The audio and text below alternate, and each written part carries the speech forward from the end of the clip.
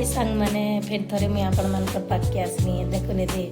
गोटे आम नुआ जूस बनमा खाली पेट पीबार लगे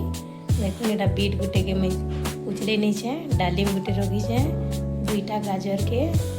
छाली के उछले नहीं कर रखीचे देखुन इटा आम केन्ता काटी के ग्राइंडिंग करमा जे आपण मान देखुचे देखो सांग मैंने मीठा के छोट छोट कर काटी नीचे गाजर के छोट कर काटी नीचे बीट के छोट कर काटी डालिम के उछले नीचे तारपर आम इटा के ग्राइंडिंग ग्राइंडर रे पकई नेली देखो तारपरे पानी टिके देदेमा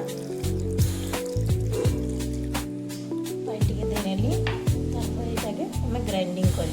देखो बिले ग्राइंडिंग कर नेली हम जूस के तारपरे रे काण करमा इटा हमें ग्लास रे डालमा टिके देखो देखो मोर जूस एनला तैयार जूस रे हमें टिके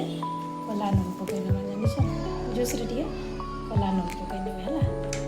तारपरे नून मिसई कर टिके बुले नेबे नून मिसई टिके घाटी नेबे तारपरे मोर जूस एटा हे जूस के केतेले पीबे जाइछन खाली पेटे पीबे एटा सकाले सकाले खाली पेटे पीबे एटा भाग पीबे जे जदि आपण मन के दुर्बल लागु छे कि आपण कर ब्लड कमी छे